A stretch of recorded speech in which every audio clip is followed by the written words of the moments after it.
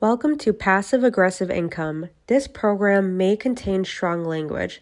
The content may not be suitable for audiences under the age of 17. We understand many of our listeners may not agree with all of our personal viewpoints.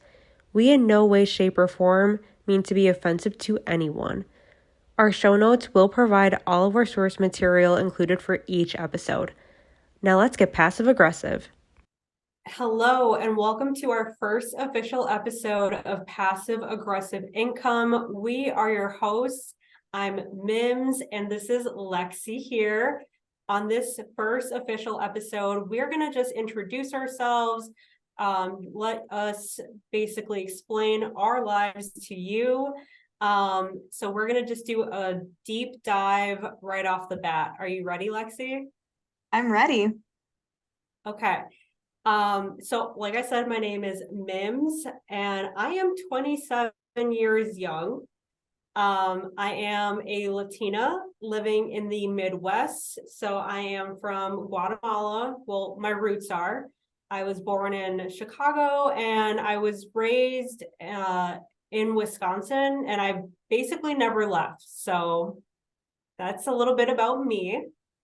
I'm Lexie. I'm also 27. I'm a Latina, also living in the Midwest. I'm half Puerto Rican. I grew up in Wisconsin, just a short, maybe 10-ish minute drive from where Mims lives. But we just met a couple years ago. I now live in St. Paul, Minnesota, and am planning on staying here for a while. And I like thinking about why we, being from really warm weather, are here in the Midwest. I still can't believe that I'm still here, but I don't know. I feel like I just love the country-esque of it. And I don't know, Wisconsin's dogged on a lot, but I kind of like it. Yeah, my plan wasn't to stay in the Midwest. My plan Yeah. was to move somewhere warm, and it just didn't really work out. Um, yeah, didn't really have a choice in the matter of being born in Wisconsin. And then when I did move, I ended up just kind of settling down and growing roots in St. Paul. We'll see if I end up staying here forever, but I know that I'll be here for a while, despite the cold, and plan to travel during the winter. Right. Basically, in our free time, I like to go to the gym, restore furniture. I basically, if I see something on the side of the road, I'm that person. I'll go grab it. I don't care how ugly it is. I'm bringing it home. My husband is not a fan of it, but I do it anyways. And I just love to make things look so much prettier than what I found it. And then I say I'm going to resell it, but I always end up keeping it because it's just too damn cute. So I do that, and I am morbidly interested in true crime. So I read a lot of true crime books, audiobooks, articles, and I really love to travel. Since we live in Wisconsin, or I do, in the Midwest, I need to go to the beach. I need to go to the mountains. We don't have any over here. So I need to go explore. And I do that about 2 times a year. They're pretty long length vacations. But that's why we're talking about being entrepreneurs, is that we have that luxury to do so. Yeah, we have a lot in common. It's funny because we only met a couple years ago, but I'm also a big traveler. Last year, did a lot of traveling. I think I went to 5 different places throughout the country and out of the country. When I graduated from college, I ended up with my husband, boyfriend at the time, taking off and kind of just getting rid of most of my belongings and traveling around Europe and Southeast Asia for 6 months. And since then, that's a big inspiration for me for wanting to kind of create the lifestyle that I have and run my own business and not be tied down to a 9 to 5 job. But yeah, also in my free time, I like to do photography for my own. That's part of my business.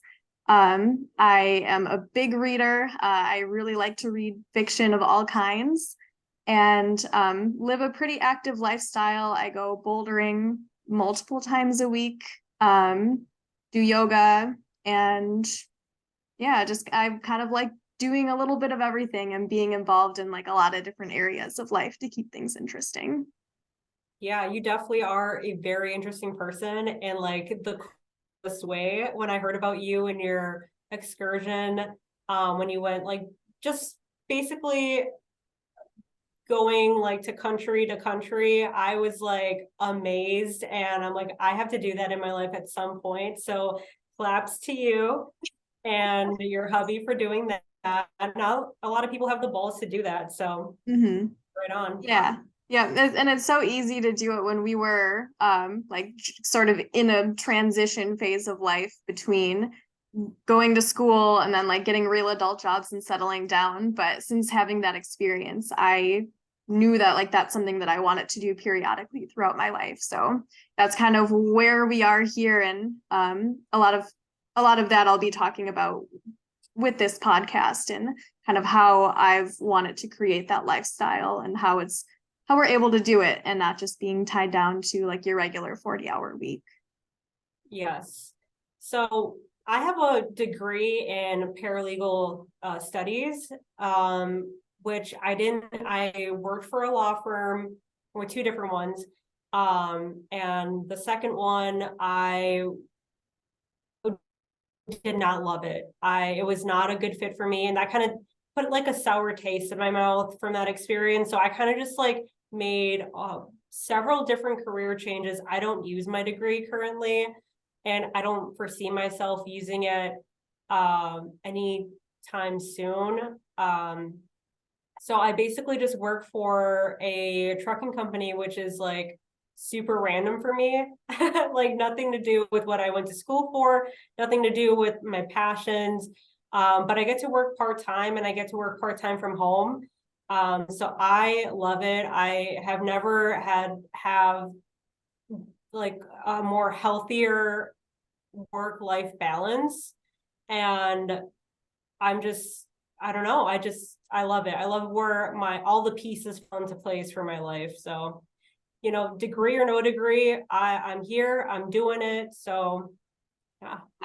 Yeah, absolutely. And I relate to that so much because I went to school for 4 years for environmental science and was super passionate and loved, being outside and learning about plants and doing all these things. And so once I got back from my traveling, I spent like 8 months, I think, in the field, basically doing manual labor and like traveling all over Minnesota, being away from home for days at a time, week after week. And it was exhausting. And so when you say things like work-life balance, that's so important to me because for that whole period of time, I did not have work-life balance. I was working Yeah. up to 15-hour days sometimes. And Wow. I ended up quitting that job because I got injured. I had done a little bit of like photography and video for weddings and some local businesses in the area, and really enjoyed that aspect of it, and like meeting local entrepreneurs and working with them and kind of like helping them with their marketing and things like that. And so then when I was injured and the company that I was working for had me kind of just doing like office bitch work and Yeah. like making cold calls and things, that is not at all what I wanted to be doing. And I was thinking to myself, well, if I am going to do this kind of stuff for this company, I'd really rather be doing it for myself. So, sort of on a whim, whether it was a good decision or not, I ended up just quitting that job and starting Star Media, my business. And now I do social media marketing and management, photography, and video for a whole wide variety of businesses around the Twin Cities. And I've been doing that for a little over about almost 3.5 years now. And that's been super fun. So I'm not really currently using my degree either.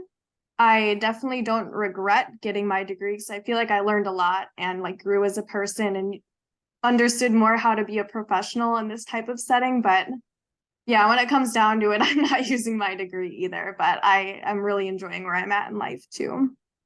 We'll get into a deeper dive on education and where it got you and where it got me, and kind of what we feel about it currently.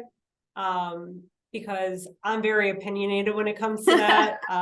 But I also don't regret getting mine. It's good to have some sort of degree under my belt. I'm sure that it got me different job positions that I don't need it for. So yeah, I don't regret it at all. Yeah, it's a So good place to start. yeah, for sure. So let's segue into talking about passive income, that's what we're here for. So I got thrown into it, real estate investing and managing and owning long term, about 6 years ago. So that is my, passion, full time. I do it like, it doesn't matter if it's 10 o'clock at night, it's the weekends, or 7 o'clock in the morning. I am the person.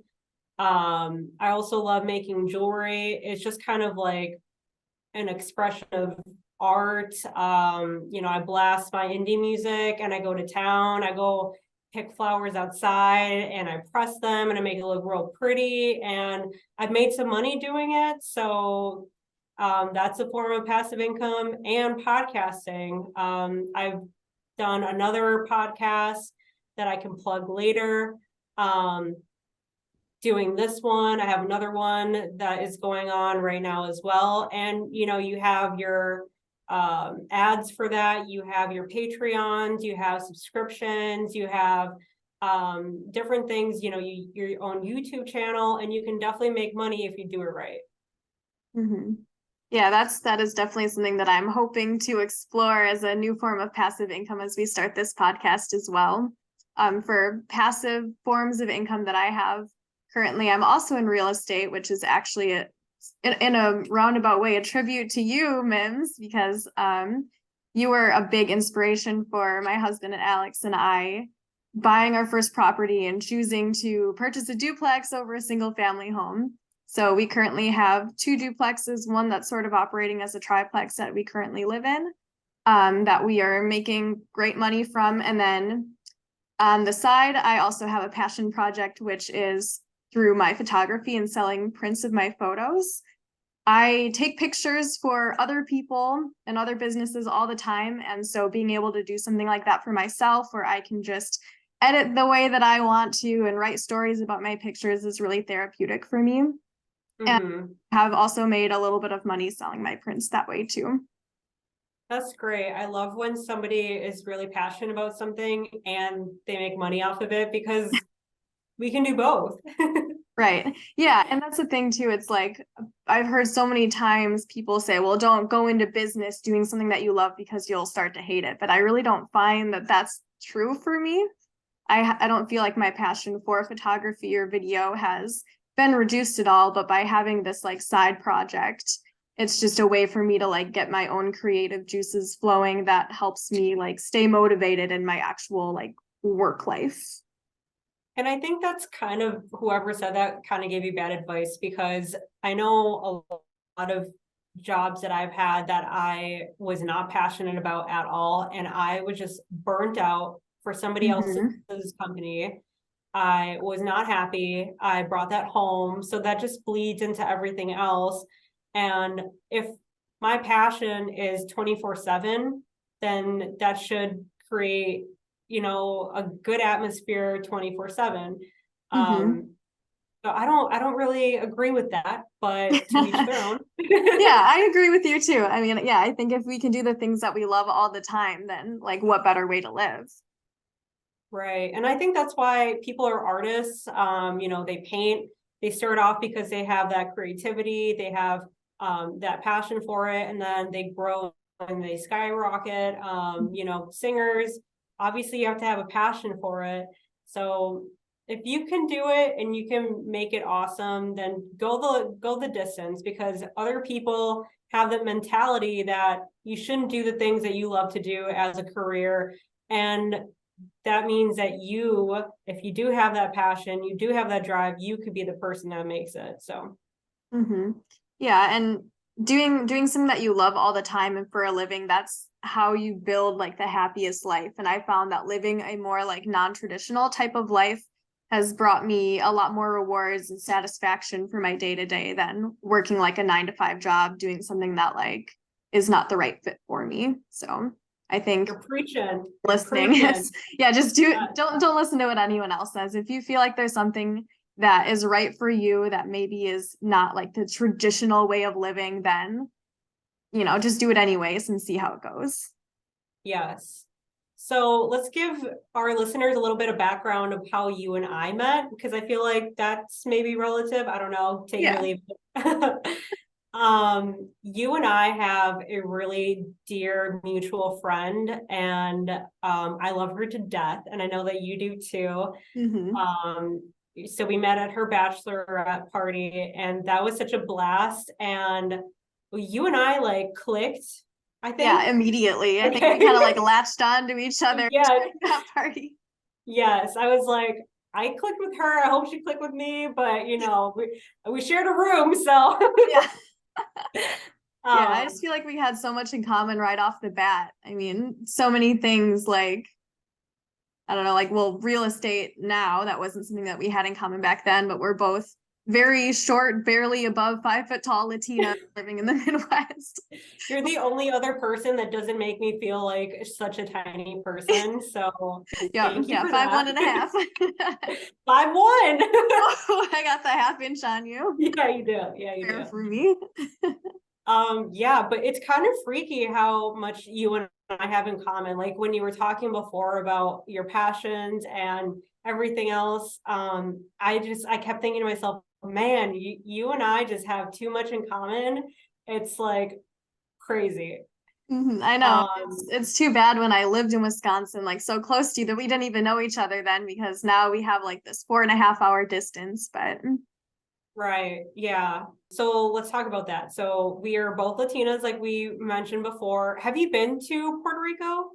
I went to Puerto Rico once the summer going into 8th grade, and I have some family that lives there. And unfortunately, I don't know how to speak Spanish. I am learning. I'm on like a 115-day Duolingo streak. And I think it comes pretty easily to me because I grew up and I heard my mom talking to her mom in Spanish over the phone. So unfortunately, I couldn't really communicate with most of my family in Puerto Rico when I went, but I'm working on it. So let's take a side discussion on that. So did your parents or your mom not teach you that in the home, or was it mostly she just talked to you in English? Yeah, she talked to me in English. So she grew up in New York and her mom was lived in Puerto Rico her life. So my grandma. But my mom grew up, and when she had kids, she didn't teach any of her kids Spanish because she said, well, I didn't have anyone to talk to in Spanish. Hello, talk to me. Yes. You don't have anyone to talk to. Like, talk to me. But talk to me. I'm here. Yeah, so unfortunately for whatever reason, she decided not to teach any of us Spanish. But I mean, luckily it does, I think, come pretty easily to me. And for the most part, I can get around. I went to Mexico a couple months ago and spent 2 weeks there and got to try it out a little bit, which is really fun because I think it's an awesome language. Yeah. And it's crazy to me because I've been to Puerto Rico recently. And it's so different the way Puerto Ricans talk, Mexicans talk. I'm Guatemalan, so the different dialects, the different phrasings of things, and Puerto Ricans, they like talk like they got places to be. Yeah, it's like, so fast. It's crazy. I like they would talk to me, and I mean, I have that like brown skin tone going on, and I have like this big dark hair. Yeah. Yeah. And so I look like I blended in when I went there, and they would just like come at me hard, fast. And I'm just like, but wait, could you repeat that, please? And but like in Spanish, and then they slowed it down. I'm like, got it. But yes, thank you. I was like struggling with that because I didn't realize that they were like on like speed 10 of the way they talk. Which definitely doesn't make it easy to learn Spanish when I'm hearing my mom talk in Spanish too, because it's so fast. Yeah, no, I bet that's not helpful at all. Yeah, pick up small bits and pieces. Yeah, in my household, I grew up, so we can talk about this, in a single parent home. So I grew up with my mother and her mother, so my grandmother, and they came from Guatemala, and they basically roomed together my entire life. So I always had them, they basically at birth talked to me in Spanish and in English. And at one point, I think we were here in Wisconsin, and when we lived down there, I lived in Chicago, so it was very integrated. So there was different types of people living in my area and Hispanic people too. So if I said something in Spanish, it wasn't like anything weird, but I moved here. This is predominantly white. Yes. And I got picked on for, messing up my words, saying things in Spanish instead of English, confusing different things. And I refused to stop speaking in the house and anywhere else Spanish altogether until maybe I was like in high school. Wow. And yeah, so I took like it really seriously. I was like, I'm not gonna get picked on, like I'm not gonna be different. I chose to become whitewashed for some reason. And now that I'm an adult, I try to speak Spanish as much as I can.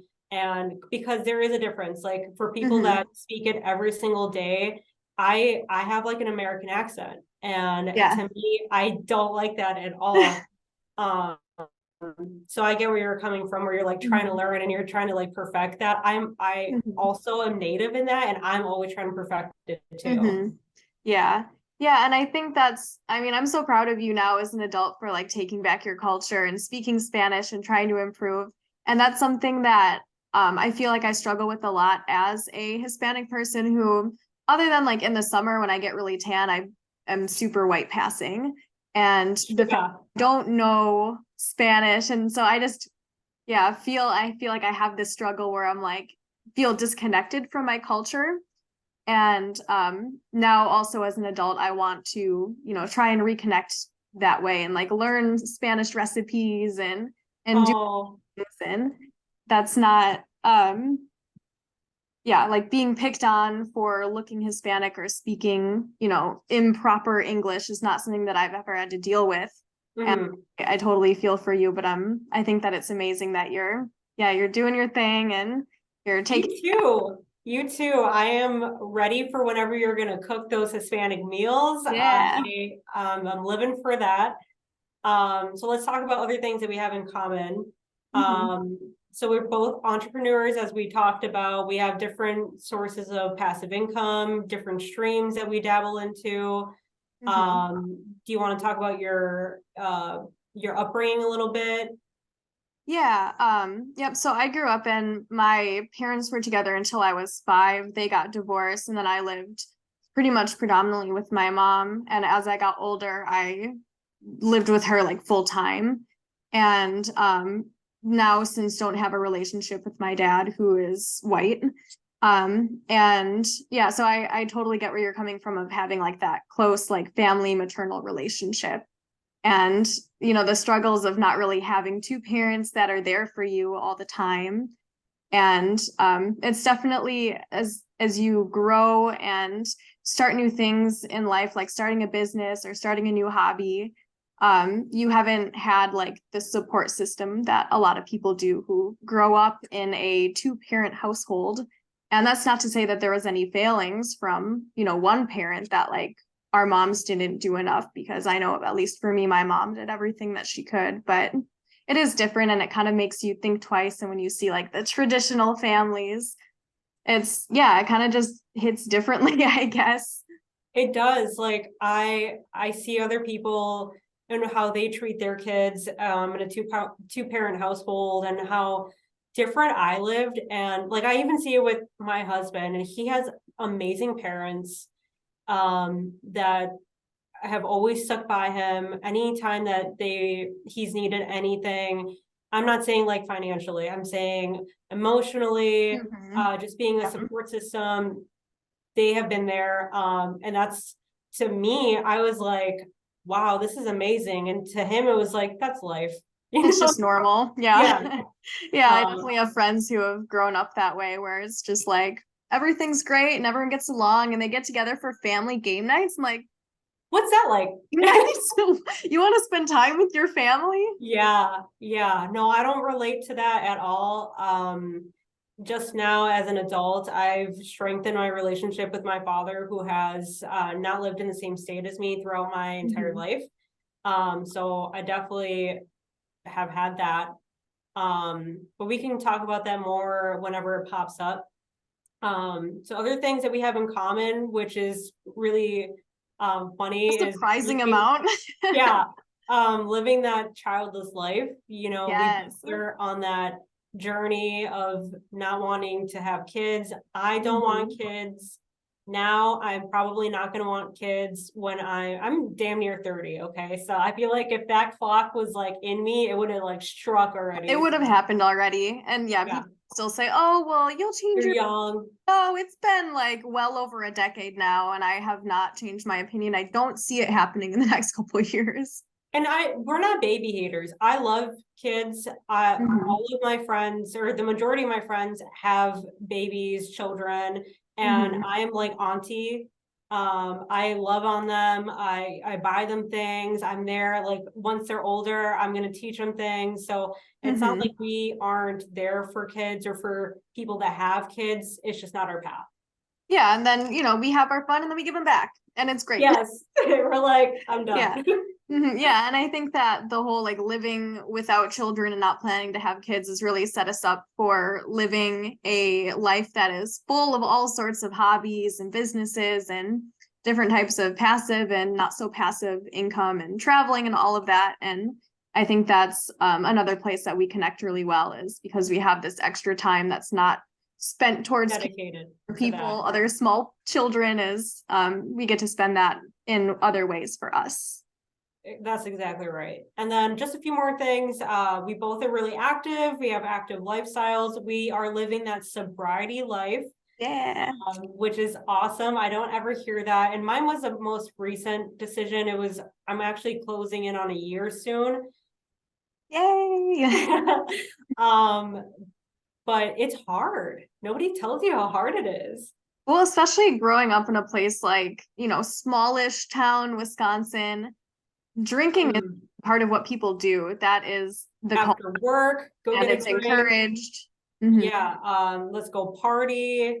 Like it's just so natural. Like you're going out for like a breakfast sandwich somewhere, and people are having mimosas. Yeah, and it's like always a drinking thing. And it's been harder than I thought, but I think the more I dive into it, the easier it's gotten. Sometimes I do kind of feel like, oh, I kind of want to join in, but then, and you know what? I've been pressured too. Yeah. I don't know if you've been pressured before, but I don't like it. I don't like being pressured. It's ridiculous. Like, you're trying to make healthier decisions, and I choose not to drink because my husband has struggled with addiction, and so I quit alcohol sort of alongside him a little bit later, but in support, and also just because I see how like badly it affects your life, and how like when you sleep in because you have a hangover, that's like time spent doing nothing that you could have been doing something to like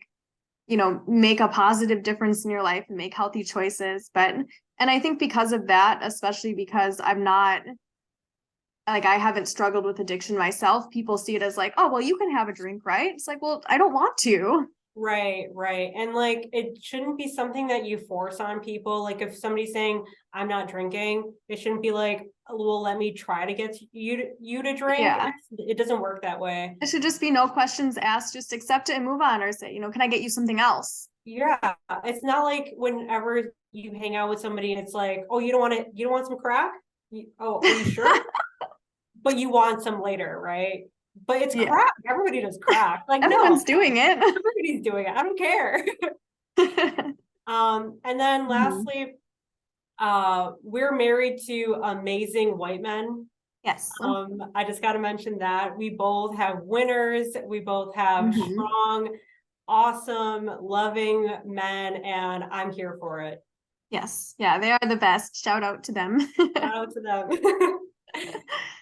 So I want to make a side comment on how, speaking about my husband and friends, they always tell me that I have too much going on all the time as far as projects. And to be honest, I think I could take on 5 more projects. Just it's in my nature.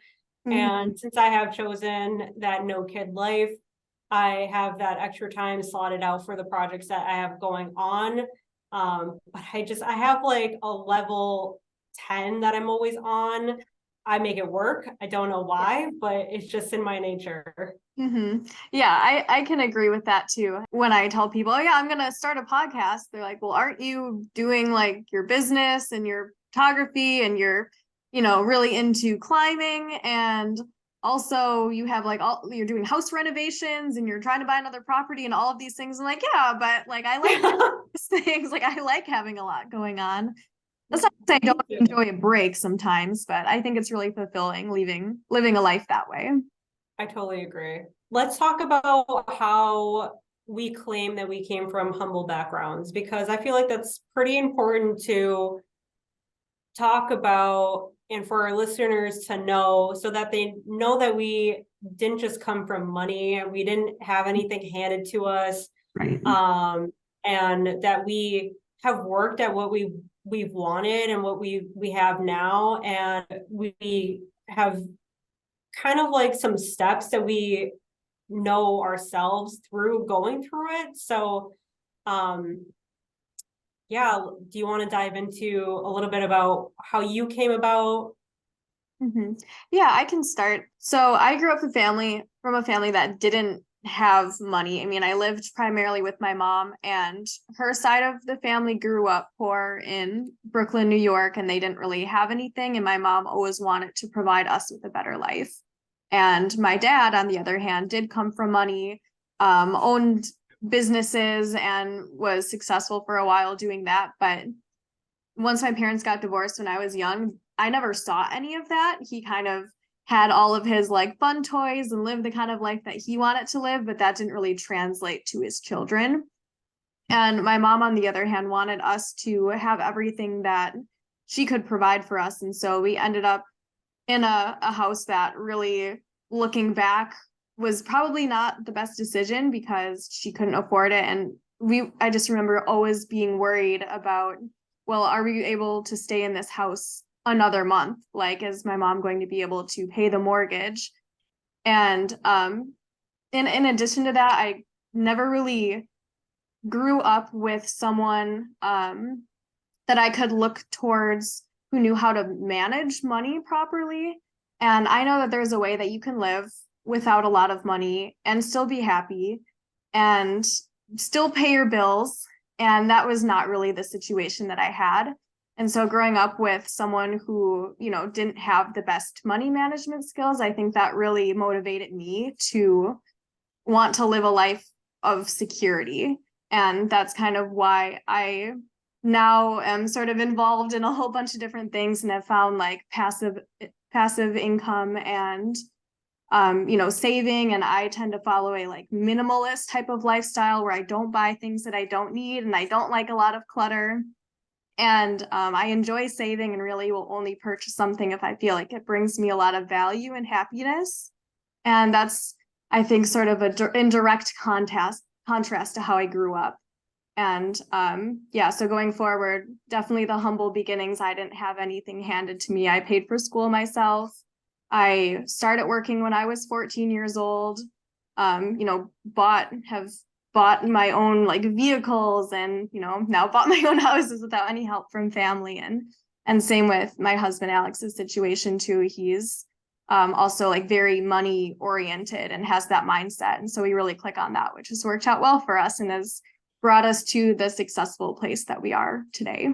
What a weight to carry as a child of wanting things to be okay and for you to have stability. And that is a lot. And I feel like a lot of people can relate to that, like shouldering and that people burden. Who can't take it for granted too.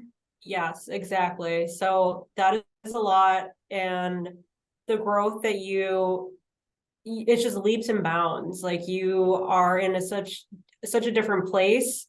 And I feel like the people that really had to get it from the ground up really can just, I don't know, to me, it like brings tears to my eyes. Like I hear it about you and I feel it about myself. And I'm just like, wow, like we really had to like get it from the pavement. And Mm-hmm. I love it. I love that you are a success story, because I think about it with myself too. I'm like, I could have gone south so many different ways Yep. because of the way I was brought up. Like I was brought up in a really abusive home, and I struggled with addiction as well. I had a really bad addiction. And I had a terrible boyfriend growing up. I basically got kicked out when I was 18. I still managed to go to school, to college. And, you know, I got my own car with my real retail job, and I saved up all the money that I could. I got my own apartment when I was 19. Granted, I had roommates, but I mean, I was 19. Do what you gotta do, yeah. Yeah. So, but I had a mother that was volatile and that didn't shoulder any, uh, compassion for me as far as giving me a leg up as an adult. Mm-hmm. So I didn't have anything like support as financially, emotionally. If anything, it was a barrier for me to overcome.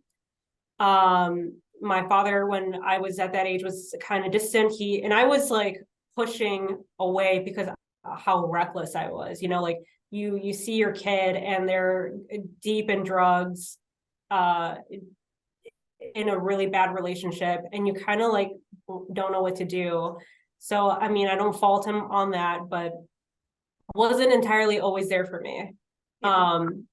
So a lot of things were working against me, and I'm a believer in therapy, and I have been going to therapy for years now. Mm-hmm. So for me, I I've been working on this thing where I don't know why I ended up the way that I did, because I was living in survival mode for so long, and I didn't realize that I was until my therapist mentioned, well, what did you have for your future plans? And I'm like, I didn't plan out my future. And as soon as I said that, as soon as I heard myself say that, I was so sad for myself. I was like, wow, I really didn't see myself like getting married. I didn't see myself having kids. I didn't know what I wanted to do with my life. And that's because I was like fighting for it every single day. Mm-hmm. And finally, one day, it just kind of clicked. I think it was when I met my husband that I like really became like the person that I am supposed to be. I got into real estate. Like, I think we were only dating like 7 months, and I convinced him to get his first duplex. And I like, so he grew up with his family, like I said before, being really supportive. His parents own properties too, and he kind of had that background. So he was like, yeah, I kind of know about it, but he wasn't like where we are right now. We didn't have that knowledge. We didn't know anything, actually. We just kind of were like, we're doing this. And and I just don't, I'm kind of surprised at myself, because we were 7 months in, and I'm just like, you're buying this house, we're gonna live in it together, and we are gonna be together forever. And sure shit, here we are. Yeah, it ended up working out for you.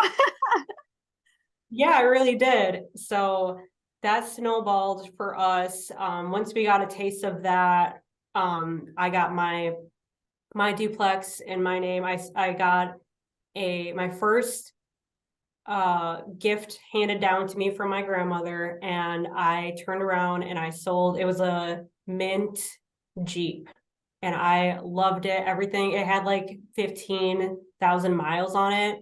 So like literally barely used. I sold it and I used that as a down payment. And I was like, yes, I am getting to work. I got a little cheap car after that. I'm like, I'm gonna have to, just live the way I'm supposed to live. As I was like, what, 23?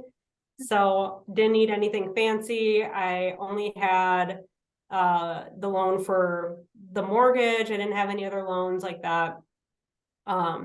But yeah, it's different when you've had to like learn on your own, Mm-hmm. climb that ladder. make mistakes on your own, not having basically the structure that a lot of people have. I don't know. I think we're bosses. Yeah, that makes me so happy to hear you say all of that, because I mean, you just had to go through so much, and to still recognize like smart decisions on your own, like selling this like brand new, like beautiful Jeep to get a beater and to do something better with that money is just not the mindset that I feel like so many people have. And from, coming from a family who didn't have any money, but really liked nice things, just like would get on my nerves so much. And I think also, having spent a lot of time traveling and living out of a backpack, it kind of proved to myself that you don't need a lot of things to be happy, and you don't need the nicest things. And you can set yourself up for success by like investing your money and time into things like property, or, dealing with a shitty car for a while. And that's ultimately going to do you so much more than like having the status of a nicer car.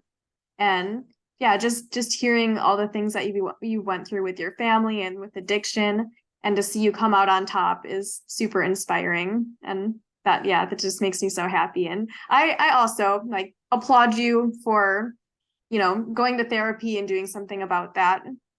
And yes, that's something that I've done in the last couple of years too, is go to therapy and kind of work through things in my life. And I think there's sort of two outcomes that could have been taken from the positions that we were in growing up, and like not the greatest conditions. And it's either you can follow what your parents do and make bad financial decisions and do things that aren't going to actually set you up for success in your future, or you can take that and say, I don't want to live that way, and I don't want to make those same mistakes, and therefore I'm going to do something different. And it's not going to be easy, but nothing is to you have to work for it to see the big successes, and it's not just instant gratification.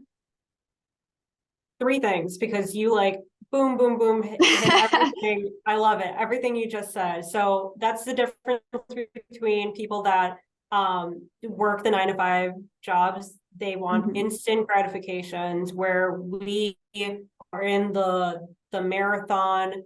We are building, we're getting that equity. We are just, we're different. That's all I can say about that. My husband says one thing that I and one of my friends really takes to heart. He says, for whenever he wants to buy something, he says, okay, how many hours of work did this cost? Yes. And until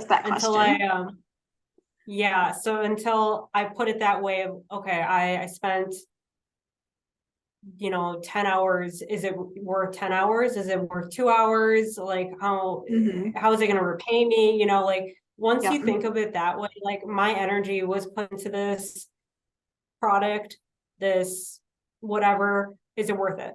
Is it worth my time? Is it worth my energy? Depending on what you do as a job, like he works construction, so he sweats, he puts in the miles, so he really thinks about it. Does it offset what I had to put in every single day? So that's something that I feel like us as like a consumer nation need to really think about.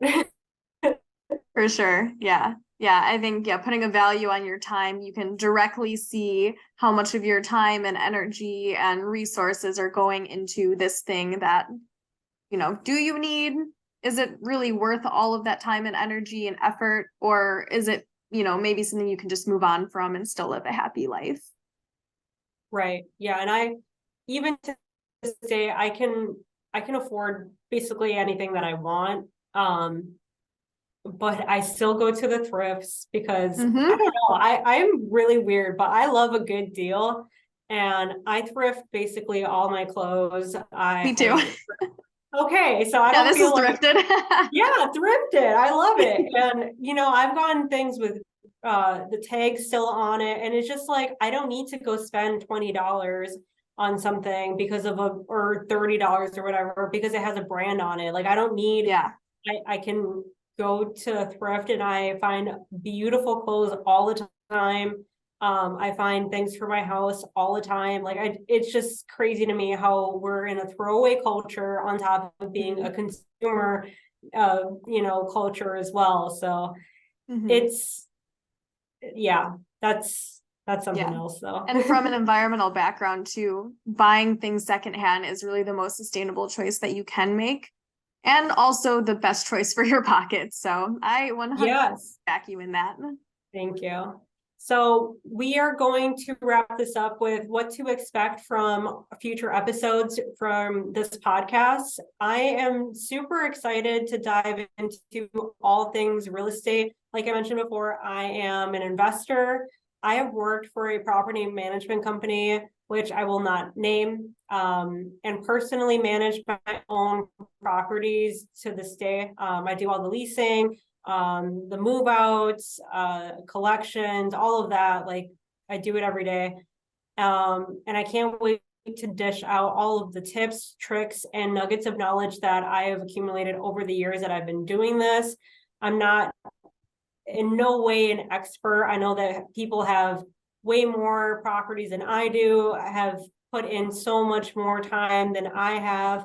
I'm still learning and I'm still just out here doing it. But I mean, I've learned a few things or two. So I'm also having some podcasting tips and how to get yourself out there. I have another podcast called All Listen to Wisconsin that has been going for 2 years. It is ending now.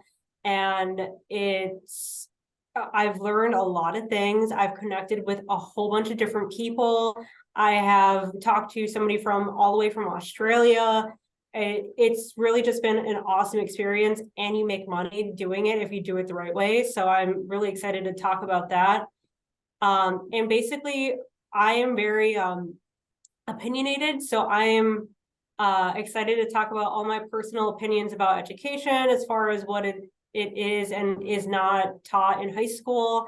And then our personal experience with further education. And what I'm most excited about, as if I'm not excited enough already, is bringing on business-minded people who are killing it in the passive income game. I just think it's going to be so awesome to pick the brains of people that are doing their own thing and starting it from, scratch, and just hearing what they have to say and their roots in the community as well.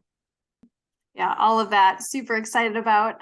Like Mims, I also invest in real estate. I have a slightly different strategy that Mims does. So I've had some experience in short-term rentals and sort of midterm rentals, renting out units that are furnished to traveling professionals at a couple months at a time, finding tenants, vetting them, doing all the things revolving around that, buying very old rundown houses and trying to make them nice and pretty again ourselves. So lots of talks about renovations and things.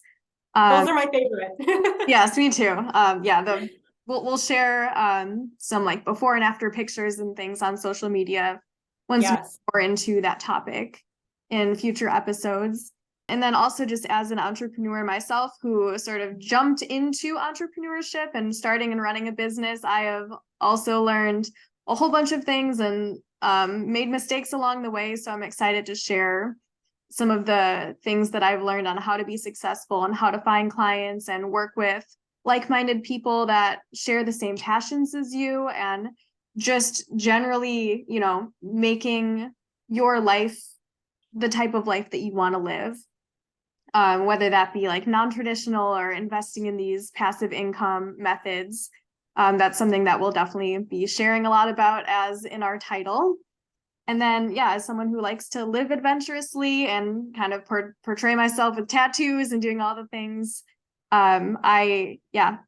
just creating a life that you want to live. And we'll be talking a lot about that in all sorts of different areas in future episodes. So hope you enjoyed this one, getting to know us a little bit more. We will have another podcast out in a week, so you can look forward to that. Thanks for being here. Thank you. Bye. Bye. Passive Aggressive Income was written, recorded, edited, and produced by co-hosts and creators Mims and Lexie. We truly want to thank our listeners, collaborators, friends, and family that continuously support us for all the love we receive. If you enjoy our show, please give us a glowing rating and review on Apple Podcasts and Spotify. Also, follow us on Facebook and Instagram to see what we are up to. For any inquiries, please email passiveaggressiveincome2023@gmail.com. Episodes of Passive Aggressive Income are available wherever you listen to podcasts, so make sure to subscribe and like us on your favorite streaming platform.